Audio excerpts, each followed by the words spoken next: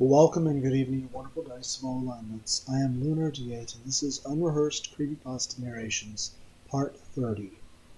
This one is called The Way of All Flesh. It was posted on May 18th, 2022, so around a week ago. Looks like it was written by Paul Hart-wilden, if I'm pronouncing that correctly. I hope I am. But I don't know what it's about. This is an estimated reading time, 8 minutes. So let me just close all the advertisements that keep popping up on my phone so that I can actually read this. The body of the tramp had lain in the cellar of the house on Burgundy Street for several weeks now. He had finally shuffled off the mortal coil less than 48 hours after having sought refuge from the chill London winter. A half-empty bottle of cider stood going to waste next to the body.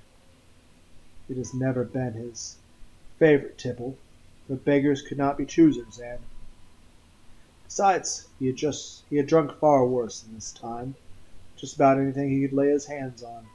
Meth, petrol, even his own piss, when he had been too weak to forage for anything better. I don't think that would help his health in any way.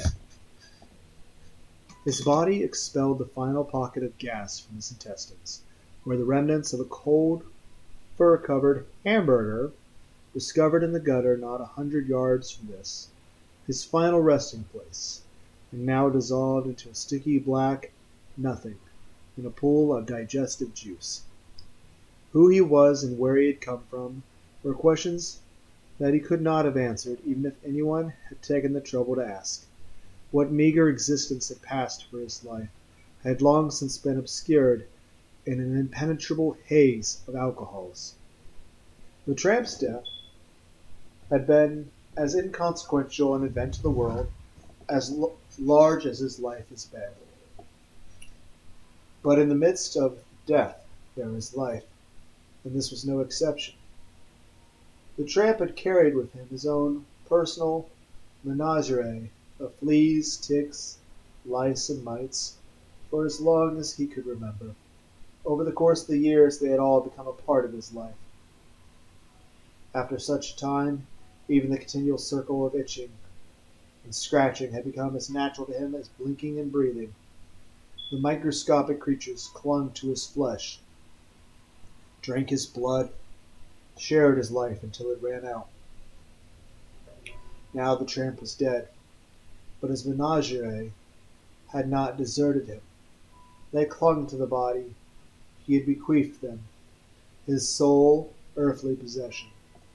As the days in the cellar passed, the menagerie were joined by tiny worms, the larvae of blowflies, all attracted by the enticing stench of putrefying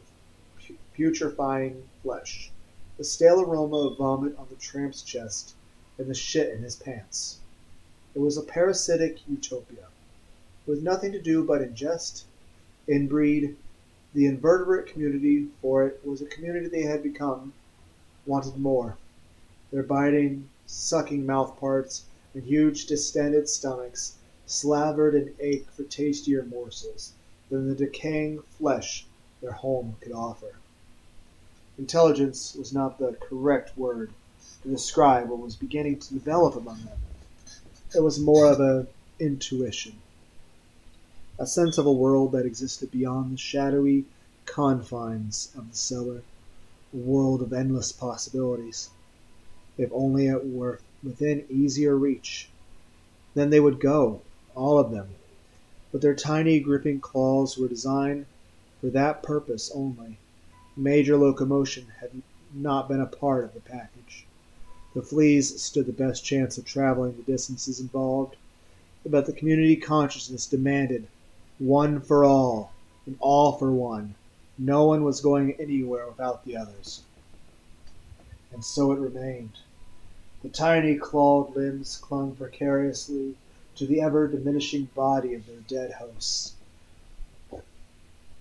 Some mechanism to transport them out into the brave new world was all they needed. But such things were out of their hands. There was nothing they could do about it. So they waited. And while they waited, they continued evolving, perfecting, fucking themselves into new forms of life. The community grew. Praying had never entered their tiny minds, but whether it was divine intervention or just blind chance, their salvation was delivered from above. All 400 pounds of Edward Peterson came crashing down through the rotten floorboards as they gave way beneath his substantial bulk. Eddie, as he had always hoped people would call him, hit the floor of the cellar and lay still. Everything went quiet as the dust swirled in the shafts of light from above and gradually settled. That was good. He had not been followed. Breath labored in the huge chest. Blood dribbled from his lips. The skin of Eddie's cheek hung in a lip flap beneath the empty socket from which his eye had been gouged. He had meant to keep hold of it, try to put it back in place later when things were quiet. But in the rushing and confusion, he had dropped it in the street. They had done a good job on him almost. But Eddie had still managed to escape them. 20, perhaps 30 against one. But he had still been able to summon up the strength from somewhere within himself to claw his way free of the mob, drag himself away, and then, despite his certainly fatal wounds, outrun them. All of his training had been worth the effort. It had hurt at the time, but he had been driving himself on, and it had paid off. There had to be more dignity in dying here, even in the cellar of an old ruined house, letting life slip away from his own sweet time.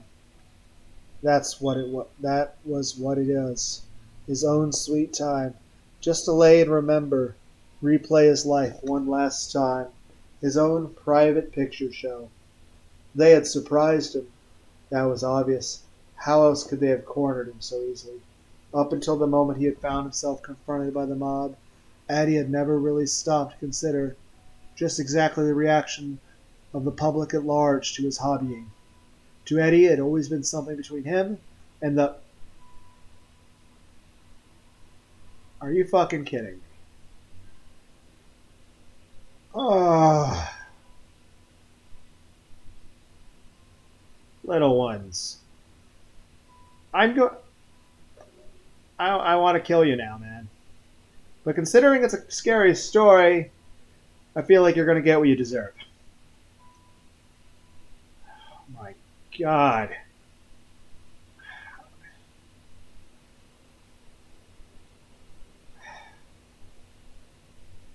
So, I went from being mortified about bugs to mortified about something else.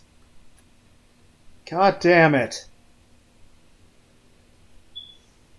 I ate a bunch of chocolate earlier. Now I want to throw up.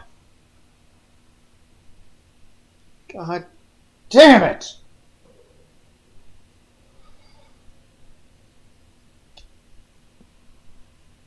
The makeup of the mod had surprised him even more.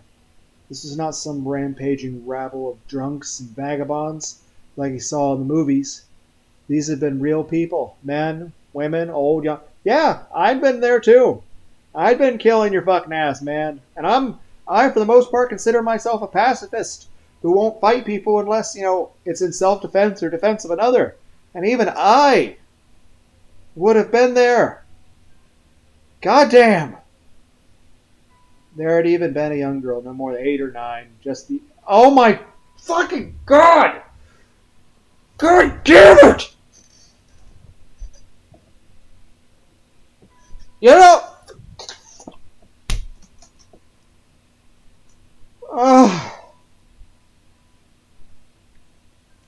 I would rather not throw up. God damn it! That had been what caused us enough to give them the chance they needed to grab him. He really had stirred up something in that sleepy little community. Average, ordinary people with their 9-to-5 jobs. And their 2.4 children. How do you have a 0.4?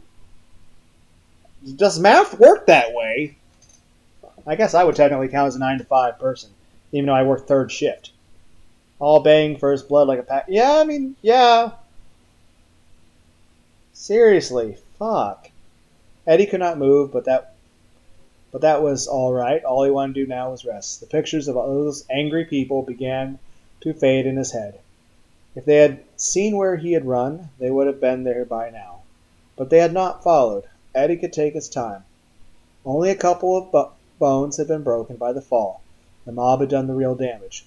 Coils of intestines slid almost gracefully from the holes in Eddie's stomach that had been gouged by the elderly woman wielding her broomstick like a fighting staff. Eddie could feel his stomach running away from him. I know the feeling, you son of a bitch! Fucking gross ass motherfucker. Seriously, what the fuck? Why did I make the decision to read scary stories? Because I expected scary stories. I didn't expect just this shit. Ah.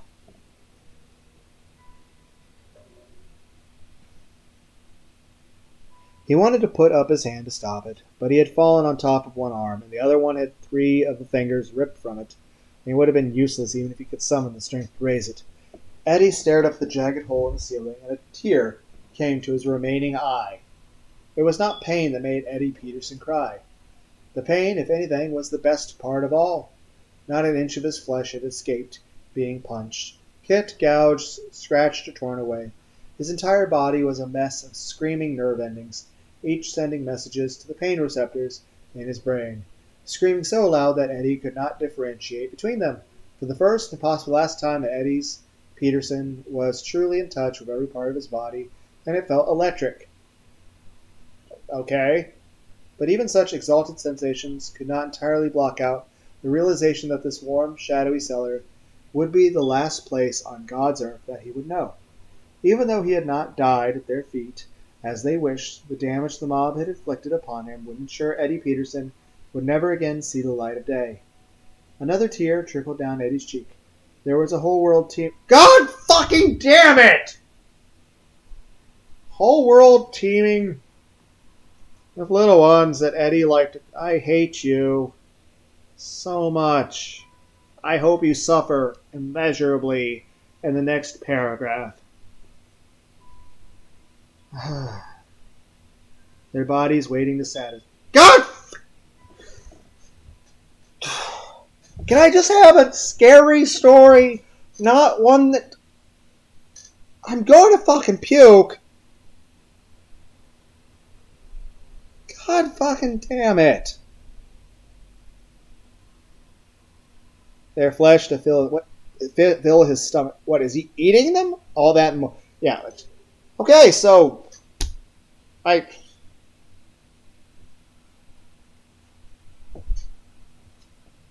Really?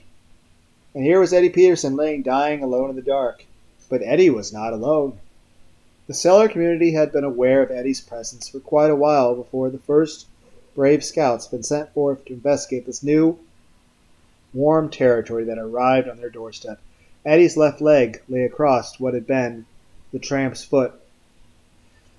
That was the point of contact where the pilgrimage began. Pilgrimage usually used to describe something holy, and this is anything but. Had he not spent so much time dreaming... God, please stop using that word. God damn it. Eddie may have been more aware of what was happening to him. He would not have seen the tramp's body even if it had occurred to him to look for it. The light that permeated the cellar was too faint to discern any detail. The pilgrimage began at night as 100,000 microscopic explorers made their way from the remains of the tramp to pastures anew. As they touched Eddie's body, the itching began. The symphony of pain that had accompanied him since his arrival had begun to subside into a vague numbness, but now it exploded again as the desire to scratch away every last inch of flesh that remained made him want to scream. Screaming, however, was something Eddie could no longer do. His tongue flopped uselessly in his mouth, and all that escaped a sound was him gurgling on his own blood and saliva. The procession of mites, fleas, bugs, and lice moved onwards and upwards. Eddie could not see the microscopic invaders, but he could feel every footfall, every searching proboscis as they overran him. Fortress Eddie was soon overwhelmed, his already fading vision blurred as hundreds and thousands of microscopic mites converged on the tender flesh of his eyeball. Had Eddie had the benefit of a mirror, he would scarcely have recognized himself among the huge amorphous blob that rippled and writhed on the cellar floor. The itching became more and more intense until Eddie thought he could take it no more. Then it got worse, as if on some unheard command 100 million mouths began to feed. Eddie's body quivered and moved by the ferocity of the voracious horde, his mind, rapidly becoming as blubbery as his body had been, tried vainly to comprehend what was happening to him. The body had carried him around for almost 30 years and had kept him out of all the clutches of those who had gladly watched him burn in hell. What you still deserve, by the way, even after the bugs eat you, you still deserve that. Like, and personally, I'm a person who feels the concept of a hell is immoral and unjust. And in general, I kind of feel that, there's no reason to torture anyone ever. That, if a person's really just a threat to society, they should just die and cease to exist so they never hurt anyone. Because they feel the concept of a hell immoral. That being said, I hope you burn in hell. Part of me smiles at that, because I also remember playing the Splasher thing where I was pissed off at the final boss of that game. But that was frustration at something difficult. This is just disgust. God damn. So where was I? Yeah, you still deserve to burn in hell. Was now being destroyed by tiny nothings that could sit 10,000 on the head of a pin. The feeding took a day and a night until all the flesh had been stripped clean from the skeleton. Eddie would have found some comfort, even in that state, as he has always maintained to taunters of his excessive physique. He really was big boned. And that should have been the end of things, at least as far as Eddie Peterson was concerned. But what puzzled Eddie the most was the fact that he could still puzzle at all. For a day and a night he had lain in the cellar and been slowly devoured, but he could still see, still hear. If that were not the end of things, then what next? Addie? Wow, I can't talk. Eddie sat up. He looked around. Perhaps he had been dreaming? He raised his hands and stared at them, 4 fingers and a thumb on each, just as they had always been. But what of the fingers that had been ripped away during his escape? We are your fingers now, Eddie. Fingers that talked. Eddie liked that. He smiled and got slowly, unsteadily to his feet.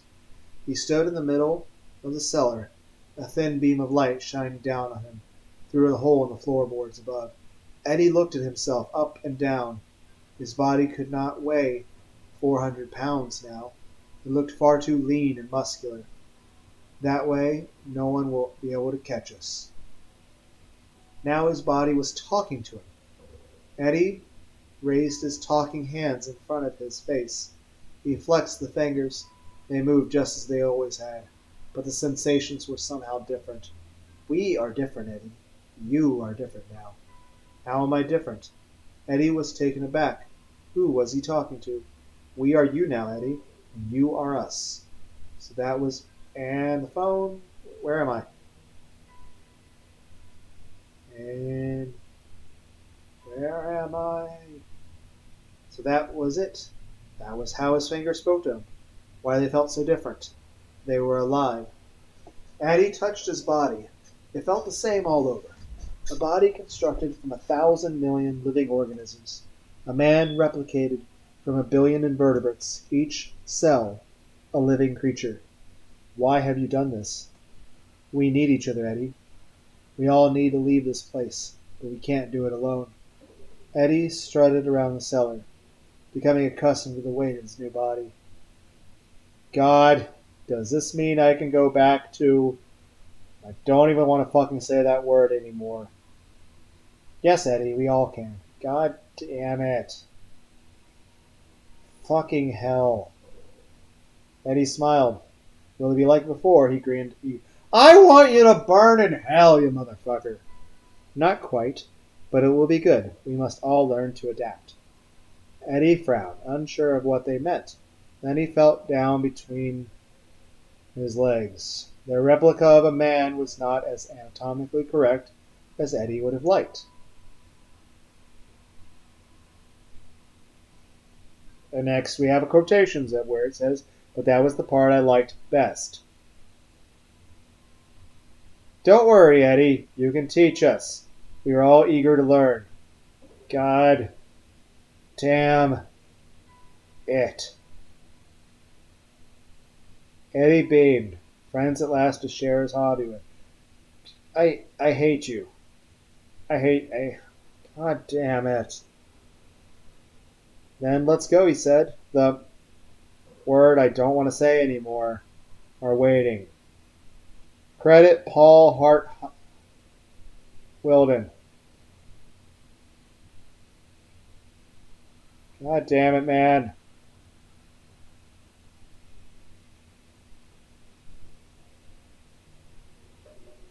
I'm putting your name in the title of this video. And while it is a good story, God damn it. I don't know, maybe I should put in authors at some point anyway.